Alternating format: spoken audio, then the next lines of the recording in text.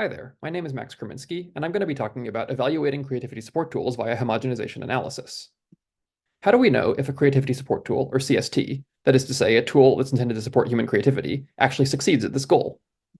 A number of past approaches to evaluating CSTs have been proposed, including asking users about their subjective experiences with the tool, using a psychometrically validated survey instrument like the Creativity Support Index to formalize this process, having crowd workers or experts rate the quality of artifacts that tool users produce, or even quantitatively evaluating aspects of the creative process like efficiency or the rate at which users produce artifacts. However, none of these different approaches to evaluating CSTs allow us to directly get at the problem of originality, or the central focus of creativity, in which artifacts that users produce with a CST should somehow go above and beyond the artifacts that have been produced by the rest of the population of users, or by different users of different tools in the past. In order to address originality more directly, we propose a new approach to evaluating CSTs that we call homogenization analysis. This is a quantitative means of assessing a CST's impacts on originality, based on the hypothesis that some CSTs will homogenize user-created artifacts more than others. In other words, if a CST exerts homogenization effects on its users, artifacts created by different users of this tool will be made more similar to one another than they otherwise would be, due to regularities that the tool itself imposes on the creative process.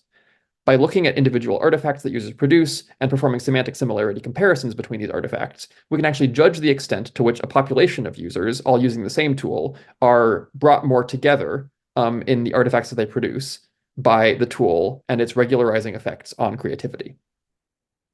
In the study that we conducted here, we compared two different ideation support tools, the popular chatbot ChatGPT and oblique strategies, a deck of cards that are printed with short evocative text prompts, often used by artists to get inspiration during the creative ideation process.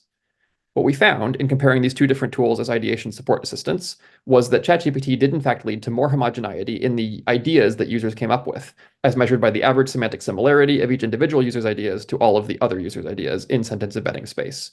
Specifically, when we look at the embeddings of each idea expressed as a short text phrase, these embeddings are closer together, on average, for ChatGPT-produced ideas than for ideas that users produce with the aid of the oblique strategies deck.